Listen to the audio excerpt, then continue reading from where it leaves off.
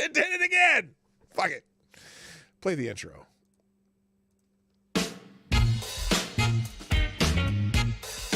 Ladies and gentlemen, coming to you live from the Lucky Dog studio in a hidden location somewhere in the upper Midwest of the United States of America, it's a brother making his own way, but with all the wrong opinions. Welcome to the Morning Night Live with your host, yours truly, Dawg Knight. Yeah, I know I was muted. Shut up.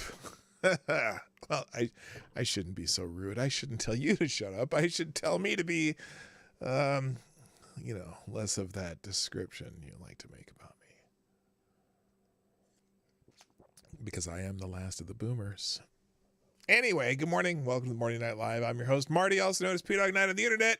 And welcome to the Dawg Knight Channel on this hump day, Wednesday, the 18th of May, 2022. I'm happy you're here, and I'm happy my microphone's on, and we'll just get it started. It's Twitter Tuesday, so we're going to talk about Twitter today. We got a couple other things. I'm going to talk a little bit about Tucker, because I saw a video this morning that made me go, but then I'm like, I better go watch actually what Tucker actually said and did, and I'm torn. But anyway, what's that song? I'm torn in a lot of place. It's just how I feel. Anyway, good morning. Let's celebrate the people in the chat first, though, because, I like to do that. First in the chat today is Black Hebrew Israelite. That's right. Yes, that took a while. Anyway, you get the bell.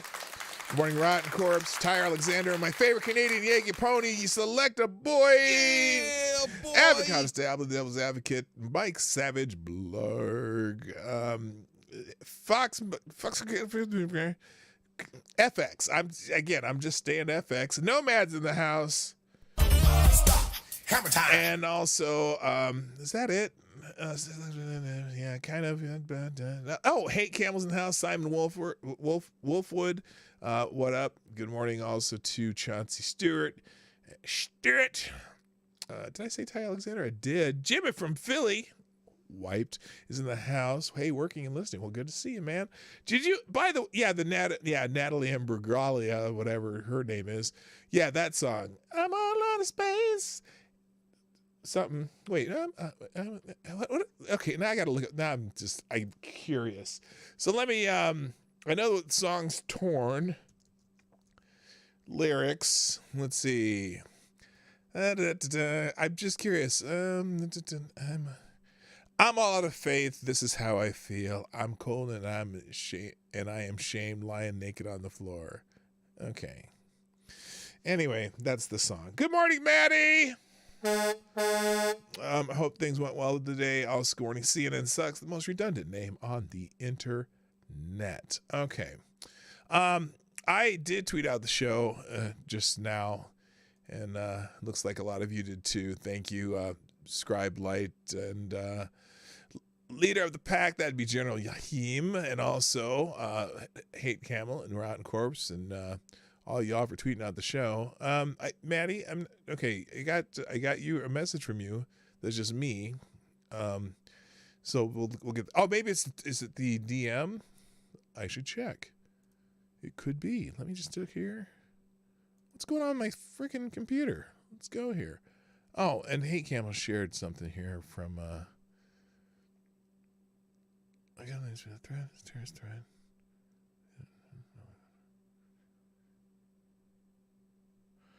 Oh, good God.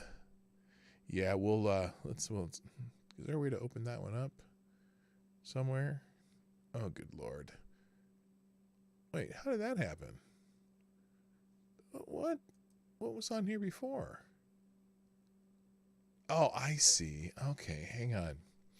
There's no way to do that. Oh, I guess it doesn't matter if I just do it in the notification. That'll work. All right, anyway. Hi. I'm sitting here producing my own show as you're waiting, so I appreciate your patience. Anyway, so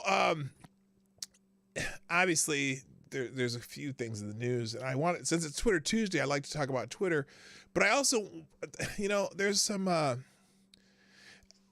some of the things about this thing in Buffalo. Now, look, my first reaction to Buffalo was, fuck that racist piece of shit, little shit bag with the gun who killed a bunch of people and, you know, they found, first of all, fuck that dude.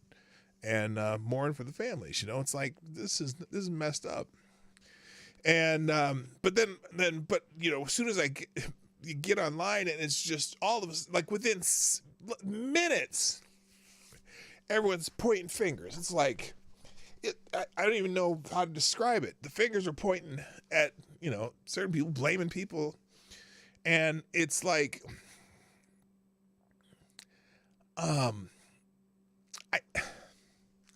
it was disgusting. It was just disgusting. Everyone's out here trying to make a political hay out of this tragedy, right? And this just fucked up dude who killed a bunch of people. And I don't care if he had a little, whatever his problems were in high school, whatever, and then they sent him to go get a mental evaluation. He wasn't committed, but that's a whole other thing. But they missed some sides because he just said, you know, he lied to him and said, you know, whatever he wrote in high school he meant, but he just played it off like he was trying to get out of class and whatever. Anyway, this kid's an asshole. And again, like I said, I want him to have a date with a big chair with a hat and a lot of electricity. You know what I'm saying? But they don't do that in New York. Make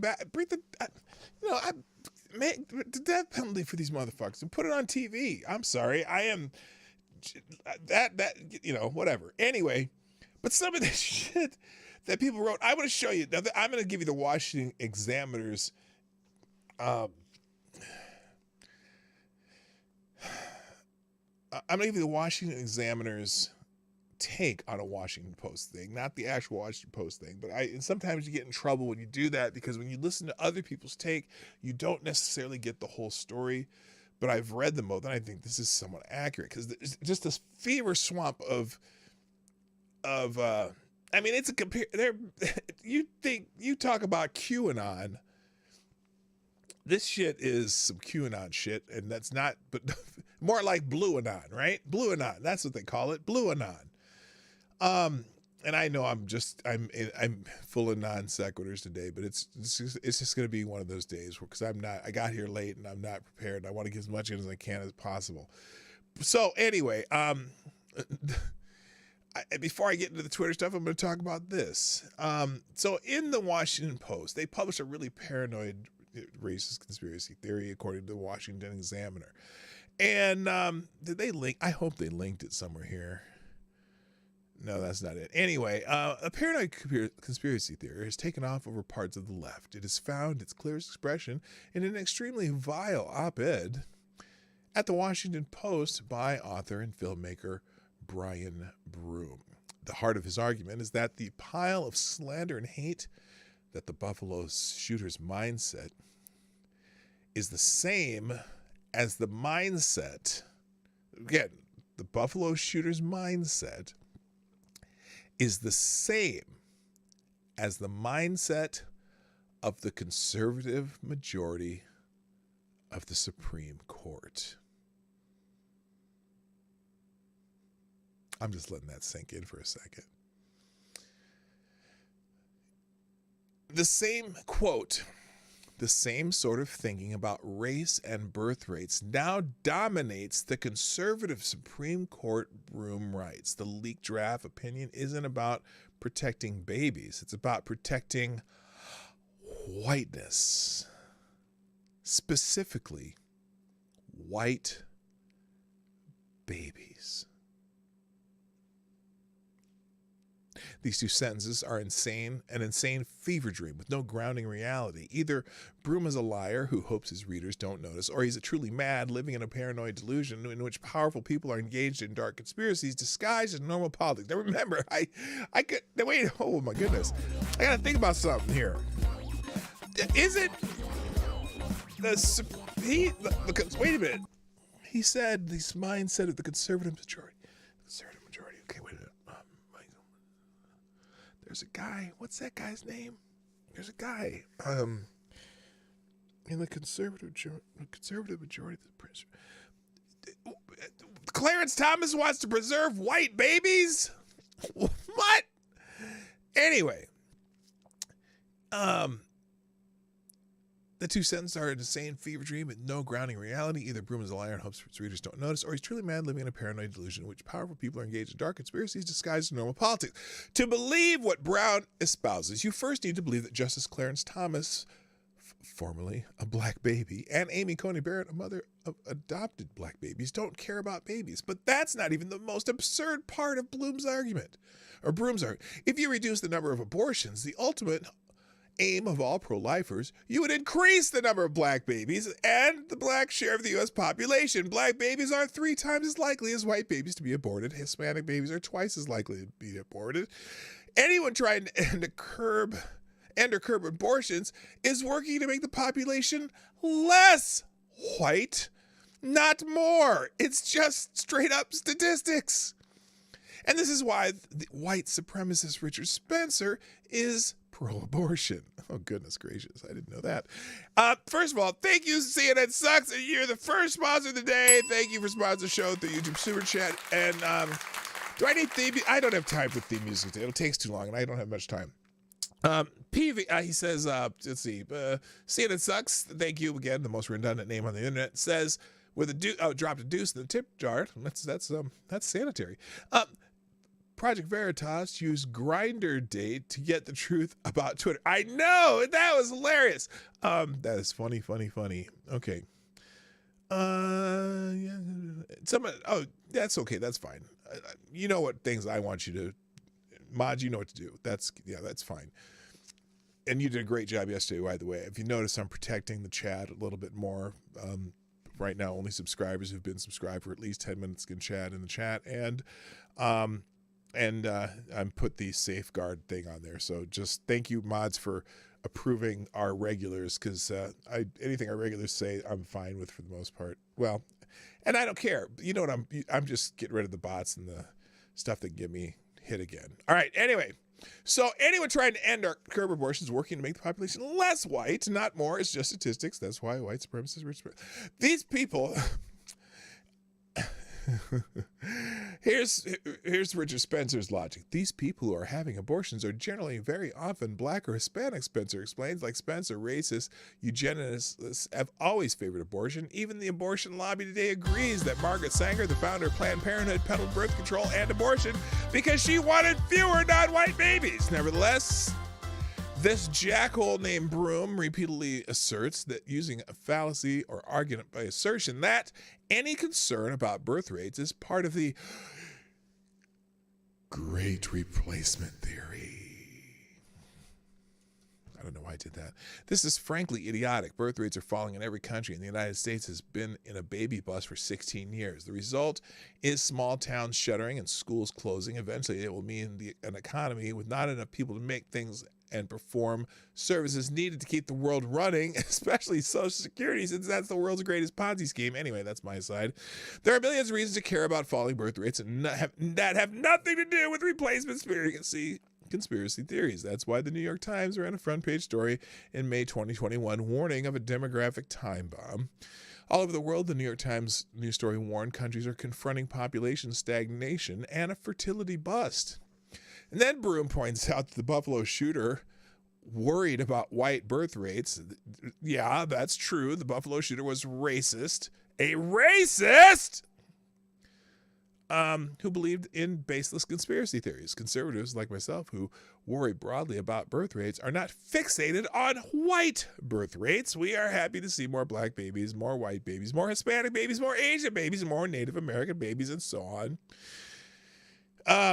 So anyway, I'm not the same side, and I'm not on the same side as murder. It's funny that people have to point out that they're not on the same side as the asshat murderer, fuckface, shithead, whatever the dude's name was, and I don't even care. I don't want to say the asshole's name. May he have a date with electricity. Thank you, Ty Alexander, for sponsoring the show, and you are the new Streamlabs Superstar sponsor of the day. Thank you, sir. Ty Alexander dropping a small bullet in the tip jar. A 223 saying, first question, why is a filmmaker making a political statement? Because they are so important. And B, why do they believe only white babies are getting aborted because he's stupid. And Z, if they believe that, then why are most Planned Parenthoods in the hood? Because, see, the people who run Planned Parenthood are hoping that they are able not only to abort as many black babies as possible, but they also want to make sure they can gentrify those babies by having white women come into the hood and get their abortions. And they see that, oh, this hood would be a nice place to have a fixer-upper home. And then they come in and bring their, I don't know, they move into the homes and fix up some homes and they gentrify the neighborhood. So that's why most Planned Parenthoods are in the hood. So just thought I'd oh my God. How dare you? I can't believe I said that. Anyway, all right. So, so that crazy ass Washington Post editorial was nuts. One of the big people who got the ire of the left and the people who were looking for fingers to point at in this whole finger pointing thing in the Buffalo shooting, one of them was Tucker Carlson. Now, I told you this morning, I watched a video by the amazing Lucas. And I like Lucas. I mean, Lucas is, he's been more and more hard. He's pissed. Let's just say Lucas is pissed off at everybody right now. And that's okay. I still like Lucas and I don't always agree with him, but he had a response to Tucker Carlson's videos about how Tucker Carlson described the events. And I watched the video and I go, oh yeah, that is kind of fucked up the way he did that. But then I went back and I said, whoa, wait a minute. Now, just like when you get snippets of an article or someone else describing what someone says, and you take everything completely out of context, then you got to go back and necessarily watch what Tucker Carlson actually said. And while I didn't like how Tucker Carlson described the event at first, then I wait and listen just a little longer and go, oh, he did say that part. So anyway, but I do encourage you to watch Lucas's video if you're amazing Lucas, because there is some way he's right. The Republicans missing an opportunity here. There's a lot of Republicans who haven't said jack about this situation in Buffalo. Now, granted, immediately after this event happened, there were a whole lot of media and Democrats and leftists and progressives. I know that's super secret, top secret, redundant, but immediately started pointing fingers. Oh yeah, Tucker Carlson. Oh yeah, the Republicans. Oh yeah, this guy. Oh yeah, you're conservative. Oh yeah, you're all racist, right? And so some people just like, maybe they're just like, I'm not even going to play with this fire. I'm not even going to play with this fire. But I do think there was a missed opportunity because it's easy to say, as a conservative, as a Republican, or whatever, it should be easy for you to say, you know what? Okay, I'm going to paraphrase. This is how I would paraphrase what a lot of them should have just immediately just said. Simple statement. Fuck that little racist fuckface piece of shit. I'm paraphrasing, okay? I know that's not the exact language they could use, but you could say, you know what? Hey, it looks like this for some racial motivation. This is not what I'm about. I don't fuck that asshole and hope he dies and gets buried 10 feet deep instead of 6, just to make sure when the apocalypse comes, he doesn't come out as a zombie, because I don't want that fucker even as a zombie. I want him deep enough where he can't get out of the ground. Hello, Keebler. How you doing? Anyway, so not going with that conspiracy theory, Keebler. I'm not going to go that far, Keebler. There's 10 dead people or 12 dead people. There's whatever. Lots of people got shot, and there's some dead people. Just I believe that is true. Okay, not going there, but that's okay. You can have your opinion too. By the way, welcome to the show. Also, Lord Stanhope, Tyler F, and somebody else popped in while I was ranting. I said Sam Wolf. Anyway, So anyway, Tucker has responded, and I'm going to link both videos of Tucker Carlson talking about this, because one, he's talking about how the president responded to it, and the other, that's this one, and then he has another one here right afterwards talking about violence in America. And what's interesting, he starts a show in a way, and they'll both be linked in this description down below, by the way, as I link everything that we talk about in the description. I do that during the outro. At the end of the show, I update that link, and then I also put it in the Discord server so you can find it both places. But anyway, he started the show kind of the way I would have. Yes, that was one of the more than 100, well, not 100, but multiple incidents over the weekend that happened. There was the incident in Los Angeles County in the church. There was an incident in Dallas. There was 23 people shot in Chicago. There were 10 people shot here, and there were the 10 shot in Buffalo. The Buffalo got the biggest attention, obviously, because this guy had his little, what they're calling a manifesto or a screed or whatever the hell they call it. Because Reuters now says they're not going to call it a manifesto anymore. They're going to call it a screed. And Tucker said it's not a manifesto, blah, blah, blah. I don't care what it is. Whatever he wrote, that it was all over the place, by the way. It wasn't simply just him talking about how much he hates black people. There was all kinds of stuff. And he even said he doesn't like Fox News, so they're blaming Fox News and Tucker Carlson. The kid doesn't like Fox News and Tucker Carlson. He thinks they're, whatever, corporate bullshit, whatever. But Tucker Carlson responded. And this one video, which you can watch the entire response yourself, it'll be linked in this thing below. But I'm going to go to the PJ Media article by Matt Margolis regarding Tucker's response. And that is right here. This will also be in the tab in the link down below. Tucker Carlson responds to the claim that he inspired the Buffalo shooter. The immediate aftermath of a mass shooting in Buffalo, New York on Saturday, the political left and several rhinos rushed to blame conservatives, Fox News, and even Tucker Carlson specifically for radicalizing the shooter. This, of course, goes against the shooter's alleged manifesto. Wait a minute, alleged manifesto? They have a... Oh, I linked the article that they're linking here too, which is this. Here's what the Buffalo shooter manifesto actually says. Anyway, in which he describes himself as a former communist who now falls in the mild, moderate, authoritarian left category. Now, that's self-described. I don't know. But that hasn't stopped the radical left and its allies from playing the blame Fox News, blame Tucker Carlson cards. And Carlson responded Monday evening on a show. Why don't, I think I have that. Let's see where it is in the show. It's probably about Monday. Oh no, that's here. Well, no, I'll just read it here. I'll just read it. You've probably heard this document described as a racist manifesto, but that's not quite right, Carlson noted. It's definitely racist, bitterly so. Now, in Lucas's video, he left out that Tucker said that this was racist. He left out the part because originally when Tucker starts mentioning this in his broadcast, he describes it as a mentally ill teen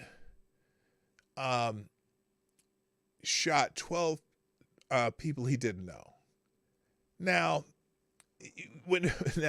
and I know what Tucker was doing there, because whenever there's an incident that does not involve the correct demographics, you hear about an SUV driving through the crowd, or it's the SUV crashed into some people, or there was an accident, or the person did this, right? Unless it's this little white supremacist shitbag manifesto writing fuck stick that should die in a fire. I don't have an opinion about him. That's the description of him. Anyway, so Tucker didn't necessarily mention any races at first, but he did in about the next sentence that my friend Lucas did not include. That yes, most of these victims were black. This kid had a manifesto that was racist as shit. He mentions that, but Lucas didn't talk about that part because he cut out that part like people do when they want to make a point and they just want to quote mine. Now, I don't care what people think of Tucker. I don't care. I mean, I don't watch Tucker. I see Tucker clips on the internet all the time.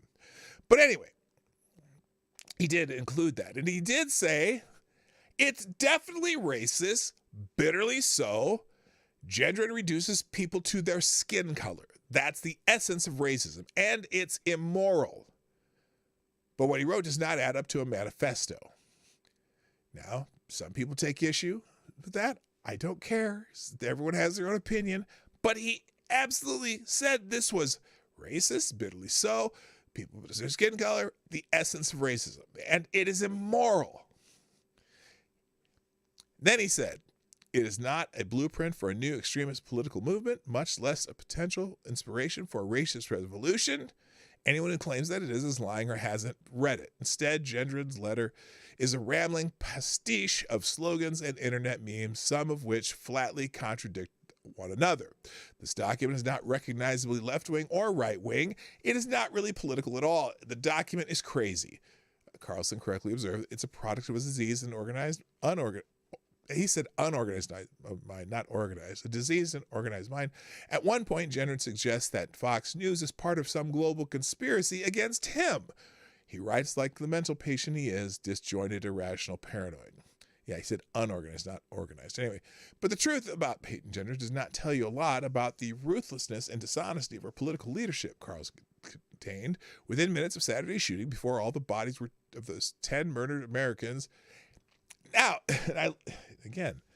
I like how he describes them as Americans. Now, they're black Americans, but they're Americans. 10 murdered Americans had even been identified by their loved ones. Professional Democrats had begun a coordinated campaign to blame those murders on their political opponents. They did it. They said immediately Peyton Gendron was heir to Donald Trump. They told us Trumpism committed mass murder in Buffalo, and for that reason, it followed logically we must suspend the First Amendment. That's hardly an exaggeration of what they're saying, Carlson said before playing a selection of clips of various Democrats doing just what he said they did. Let's see if this is just the clips. Here it is. Is this the whole thing? There was a horrifying... Okay, no, that's it. Oh, now I'm going to play part of this because I kind of want to show you how Lucas cut it off, and then I'm going to keep playing. We're sad to tell you, a horrifying amount of violence in the United States over the weekend, as increasingly there is. Over just 2 days, at least 104 Americans were shot to death in major American cities. That's a lot. How many? Well, for perspective, on the single deadliest day of the Iraq War, that would be January of 2005, a total of 37 Americans died. So what's happening in our cities right now looks a lot like a war, even if we rarely acknowledge it. Dallas, Milwaukee, Los Angeles, Philadelphia, many other metro areas recorded murders over the weekend. That's typical now. In St. Louis, 13 people were shot, 5 of them fatally. In Chicago, 33 were gunned down. 5 of those died. In Laguna Woods, California, a Chinese immigrant from Las Vegas walked into a Presbyterian church and shot 6 elderly Taiwanese parishioners. Police say he was motivated by some kind of political and ethnic hatred. And of course, All right, now, listen carefully. Listen carefully how I describe this, because it annoys me when this happens in other incidents where things are described, but if he had described, because if you listen to any other news outlets, they're going to describe this differently. But listen to how he describes the incident at first and see how this might, well, never mind, just listen. Famously of all, on Saturday afternoon, a teenager in a mock military uniform walked into a grocery store in Buffalo and shot more than a dozen strangers with a rifle. No doubt you... All right. Now, that description got under some people's skin. Why? Well, because he described him as a teen who walked into a grocery store and just shot a bunch of strangers. And if you only take that part of the clip of the report, you'd be like, I'd be just like, what the fuck, as much as I was with Waukesha. An SUV crashed into some people. But that's how the media tells these stories sometimes when they necessarily don't like the narrative. But does he elaborate at all? That's what I was waiting for, because that's where Lucas cut it off. And I was like, damn, that's kind of fucked up, Tucker. You kind of missed an opportunity to denounce this bullshit. But wait. You've seen accounts of this on the news. What you probably haven't seen are details about any of the 10 Americans who were murdered in that store in Buffalo. And actually, he did put that part in there. Not even know their names, much less who they were or who they loved. Cabler, he was just a teen, right? Yeah, sure, he was a teenager. He's 18 years old. But there are cases, if you can find cases where they say, they'll say, well, Michael Brown was 18 years old, wasn't he? But of course, Michael, police officer. But then I look at how how they did with Trayvon Martin. Trayvon Martin was 17 years old, but they kept flashing that picture of him from when he was 12. So everyone spins this bullshit all around the way they want to. Okay? But I'm just saying that, Tucker did this as factually as possible without putting in any of the race stuff until later. Now listen. Most of them were black. We know that. Oh, yeah. Okay.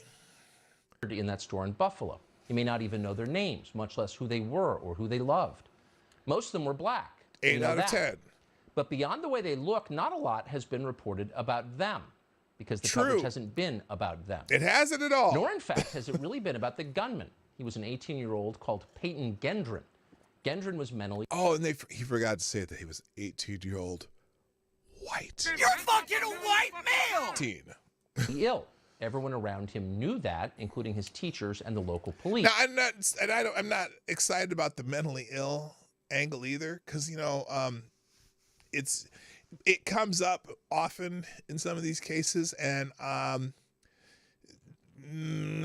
there's a point where you just don't give a shit if they're mentally ill. And there's a whole nother part of the story that Tucker later last night kind of he took this mentally ill aspect and it changed a little bit, but we'll get that in a minute. Peace. Less than a year ago, Gendron was committed to a mental hospital after threatening to murder his classmates at a school graduation ceremony. So now, he wasn't committed to the hospital. Then Tucker changed it. He came back with another one yesterday because what happened was someone asked him as part of an assignment, what do you do when you want to retire? And he said something about, I want to go out and shoot people or kill people or something like that. And they sent him to be evaluated. And then he joked about the saying that, or he got out of it. He said he got out of it by saying, well, no, I was just trying to get out of class. I knew that it would do that. But then he ends up going and doing it anyway. So that's the story behind that. The major difference in the case in SUV is that this kid does not have a history of the anti-black stuff, unlike the SUV driver that was talking about killing whites. Well, he did, though. He had it well, at least in this thing he wrote, he did. I understand that. He did have something. And he had the history of him saying he wanted to kill people, too. Anyway. Saturday, after he made good on his long-standing threat to open fire into a crowd, Gendron left an 180-page letter that he said would explain his motives. You've probably heard this document. Okay, so anyway, he goes on and on, but yeah, he does mention that the victim of Hawaii, he mentions that this is racist. He mentioned that's immorally wrong and whatnot, but but what I'm saying, though, is some of the missed opportunities here is there's a whole bunch of Republicans who are being blamed now. There's some of these liberals out there making a list. Oh, this person never said anything about what happened in Buffalo. This person never said what happened in Buffalo. Because it's the most important story to Democrats right now. It's their cudgel that they want to use. And so I can see both sides of this. I can Tim Pool this all day if I wanted to. They're missing an opportunity not to condemn it, just like everybody else. It's like, fuck you. This guy is not us. We're not encouraging this shit. In fact, we denounce violence, the violence that Democrats have been doing for the last year, and we denounce violence in all cases. So anyway. All right, I'm going to move. But if you want to check out, I have that article. I also have this article on PJ Media, what the manifesto actually says, and then I got both Tucker clips from the last 2 days. If you want to check those out, those will be in the link down below. All right, let's move on because now Joe Biden obviously made his way to Buffalo yesterday and was out there talking about how we need to suppress speech on the internet. And that's what the second Tucker video is more about, too, how they should you can watch that one if you want. But anyway, he's facing a little bit of criticism, though, for visiting Buffalo, but skipping Waukesha. President Biden is facing accusations of double standards after he immediately announcing that he would visit the site of the Buffalo mass shooting. Having failed to visit Waukesha after last year's Christmas parade massacre, Biden immediately denounced the tragedy in Buffalo as a hate crime and a racially motivated act of white supremacy and violent extremism. However, the same level of denunciation was noticeably absent when black supremacists and white and BLM supporter with a history of anti-white statements, including calling white people the enemy, killed 5 people and injured dozens of others during a Christmas parade. And they had highlighted Daryl Brooks, blah, blah, blah. The president refused to visit Waukesha and instead sent his wife Jill nearly a month later for an empty photo op. So, like, Matt Walsh, of course, when a black supremacist committed a massacre at Christmas parade in Waukesha, the president of the United States refused to visit the victims. Nearly a month after the attack, he sent his wife for a photo op. Biden will be in Buffalo personally on Tuesday. The stated reason why Biden did not go to Waukesha is that it would require too many assets and resources. Somehow they managed to gather all of the necessary assets and resources for Buffalo. So anyway, and then Peter Ducey did ask Karine Jean-Pierre why Biden's not going to Buffalo, but he didn't visit Milwaukee. Well, here's the answer. And then just one on the trip tomorrow. How come the president is visiting Buffalo after a senseless tragedy there, but he couldn't visit Waukesha after 6 were killed and 61 injured in an attack on a Christmas parade there? I mean, he's visited many communities. Buffalo, he's able to go tomorrow to Buffalo before the trip. That is something that was important for him to do. But he has visited many other communities. Buffalo's not the first community, sadly, that he has to go up to because of a violent attack. So he's visited many other communities. That's not the first one. So he's been to many others. Yes. By the way, did anyone see anything of the clips from her first day on the job? If I have a chance, I'll show. We'll end with those, but I'm running out of time, so let me do this. Now let's. Oh shoot! There's so much I have open, but I'm gonna have to leave some of these on the cutting room floor today because I want to talk. I need to talk about Twitter before I get into anything else because Twitter is. Well, there's some problems, and many of you have seen some of you have seen the Veritas clips about what's going on with Twitter. Well, let's start with the news about Twitter first, because as you may have heard, Elon Musk, come on, mouse, work, there we go.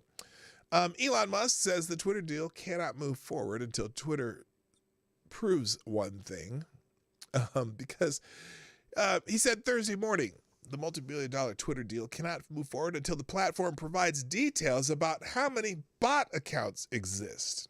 Now, we're familiar with the bots here on the Morning Night Live because, well, I almost lost my channel because of them. But anyway, Musk responded Tuesday to a tweet claiming, quote, Musk baby looking for a better Twitter deal as 44 billion seems too high, with 20% of users being fake or spam accounts. Now, 20% fake spam accounts, while 4 times that is what Twitter claims, could be much higher, Musk tweeted. My offer was based on Twitter SEC filings being accurate. Yesterday, Twitter's CEO publicly refused to show any proof of less than 5% Twitter bots. Now, so those of you following at home, if this is true, and they had SEC filings saying that less than 5% of their accounts were fake or spam accounts, that could be a problem for Twitter, not just for this deal. That would be they'd be lying on their SEC filings. And apparently there's been a few people who have left Twitter in a bit of a haste over the last few days. A lot of senior executives, 3 in fact, one of them who's part of data management, not good.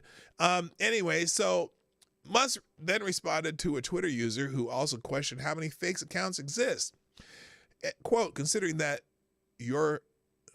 this tweet is the most liked tweet of all time, which is only liked, interacted by 2 to 2.5% of the entire Twitter user base, there's a high possibility that the number of fake spam bot accounts could be well over 50%, a user tweeted in reference to an April tweet from Musk. Exactly, Musk responded. Exactly. Twitter said it is still committed to completing the transaction on the agreed price and terms as promptly as practical, according to CNN. Real quick, thank you, Fight for Our Right, who has sponsored the show, and I appreciate you very much with a big 5 spot. Says, P-Dog, welcome back from the gulags, brother. We missed you. Well, thank you. I've missed you too, and I've missed being here. Thank you very much. I appreciate the support. By the way, if you want to support the show in such a way, you can do that at Dawg Knight down there, pdognight.live. Is it that way? That way. pdognight.live over there. Okay. That's the Streamlabs where if you don't want to give Susan 30%, you can do it there, or you can do super chats like Fight for Our Rights. Yes, I appreciate either way. But also just retweeting the notification that I put on Twitter or put it on social media, share the show, hit the like button, and just participate in the chat. It's all support to me. Anyway. All right. So anyway, yeah, that could be a problem for Twitter to have that SEC filing be a little less accurate than could be. Now I'm going to skip this because speaking of bots, yesterday this was in the New York Post. There was an audit of the followers of Joseph Rahim Biden, who is your and my president, if you are a citizen of the United States of America. And apparently an audit of Joe Biden's Twitter account says that at least half of his followers are fake. Nearly half President Joe Biden's 22.2 million followers are bogus, a new audit revealed. Now, I hope I don't get one of those, what do you call it? Did he get the, this is not, Twitter, or not Twitter, YouTube. I am not talking about elections because you know how you get a little upset about that. Oh, by the way, I got to tell you, I got another thing to tell you. I'm getting little dings from YouTube ever since this whole nudity and sexual content thing came up. Anyway, I'll get to that if I can remember. Anyway, thank you, Maddie, for sponsoring the show. And Maddie, you are the new Streamlabs Superstar sponsor of the day. Thank you very much.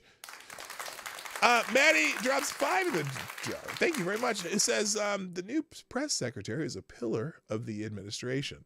Like a good politician, she skillfully avoids answering any questions. Isn't that the truth? Holy shit. Yeah. How dare you? Anyway, so half of Joseph Rahim Biden's 22 million followers on Twitter are bogus. And there's definitely there's a joke I can make, but again, it would cause me to get a strike on Twitter, so I'm not going to make the joke. The audit, which was done for the social media giant software firm's Spark Toro, found that 49.3% of the president's followers are fake followers. According to Newsweek, Spark Toro has defined a fake follower as accounts that are unreachable and will not see the account's tweets, either because they are spam, bots, propaganda, etc., or because they no longer are active on Twitter. Tesla CEO Elon Musk, who is attempting to buy Twitter, has expressed concerns over the number of fake accounts and proposed a potential crackdown on such accounts. So anyway, yeah, if you're going to spend $44 billion on something, you might want to have it be it's a little bit accurate of what's actually on there. And on that note, well, let's go to Project Veritas first, because Project Veritas has put out a couple videos. If you're not following Project Veritas on YouTube, at least go to their YouTube channel and look at the last couple of videos about Twitter. This particular Twitter engineer told an undercover journalist that Twitter does not believe in free speech. Really? In the new Project Veritas video, a Twitter senior engineer tells an undercover journalist that Twitter does not believe in free speech and confesses that employees at the tech company are commies as fuck. They just have a link to watch the video. Can you watch it here? No. Oh, you got to watch it here. Where's this at? Oh, this is projectveritas.com. Didn't you just, somebody sent this to me. Hey, Campbell, didn't you just send me this link to this? All right, well, I'll tell you what. Let's just open this up. Let's see what this goes to. I think this goes straight to Project Veritas. Oh, I see. Here it is. How long is this, though? I don't want to. So do you think there's a difference between? It's 7 minutes. I don't have time, but go watch this. And then there's another one. So it was a sexual content warning that took down P-Dog. Yes, I did, for nudity and sexual content. Hello, Roasted Opinions and Papa Hotep. What's up? check out these videos on Project. I would go to the YouTube channel because the last two, in fact, let me link them. I'll do it right now. Let's just do that. That would be a smart way to do it. Let's go to youtube.com, and here we go to, hang on, Project. Oh, it's so funny too. When you go to, you know how when you do, they autofill things? I've typed in the word project, and I'm pretty sure Project Veritas is probably the most popular site on YouTube that has the word project in it. And yet, no Project Veritas. There we go. Project Veritas. All right, I'm going to open their latest two videos here, and you can look at them yourselves. Okay, there's the engineer. I'll have these in the links today so you can watch them yourself if you haven't already seen them. The better one, the engineer was funny, but there was a dude, he's a lead client partner, and he's, you know, I'm pretty sure they use like honeypots. If you know what a honeypot is, they use, well, in this case, I think they use. Well, right now we don't make. How long is this one? This one's 6 minutes. Well, let's just watch a minute of it or two, and then you can watch the rest yourself. Here's one of the guys they caught. Profit. So it's going to say ideology, which is what's led us to not being profitable. The rest of us who have been here believe in something that's good for the planet and not just to give people free speech. Not to give These people are the free policies speech. we put in place for misinformation or mislabeling media.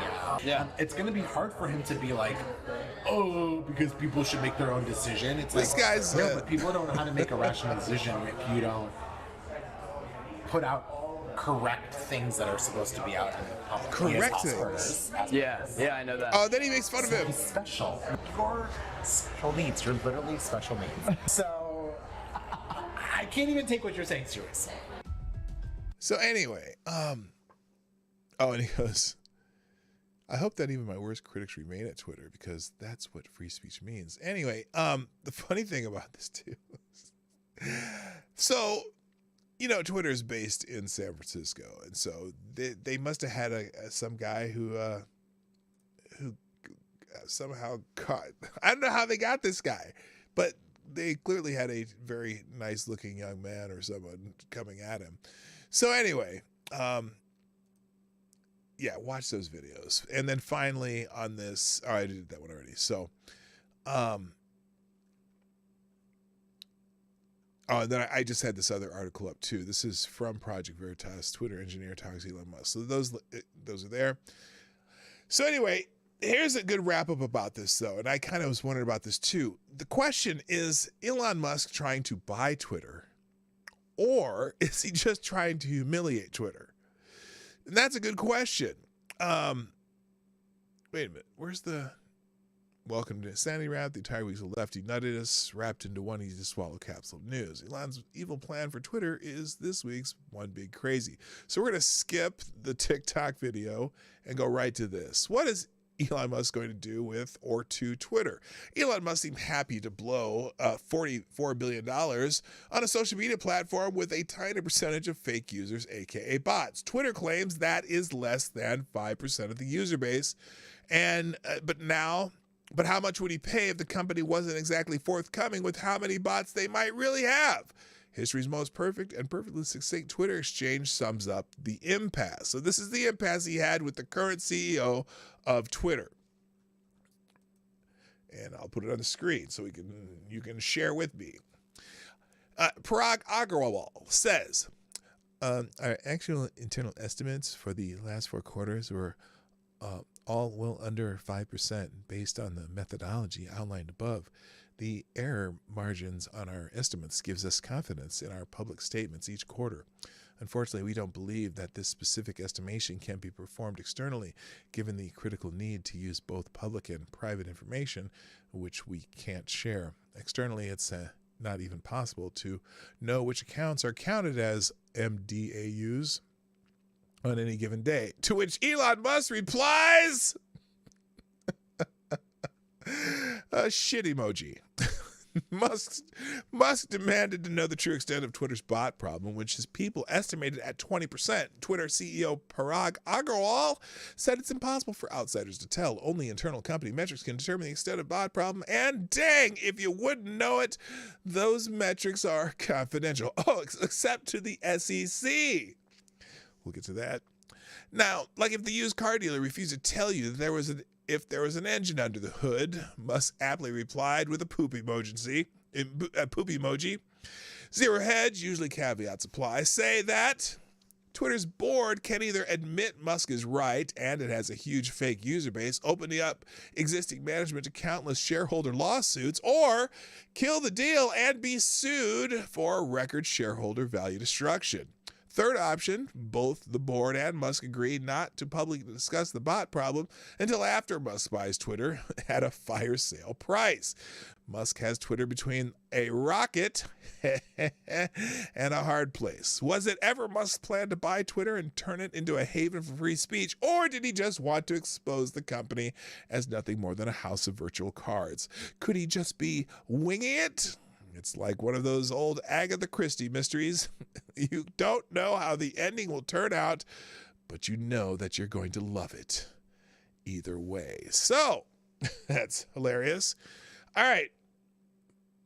Let's see. How much time do I have? I have time. Good. A few odds and ends for today.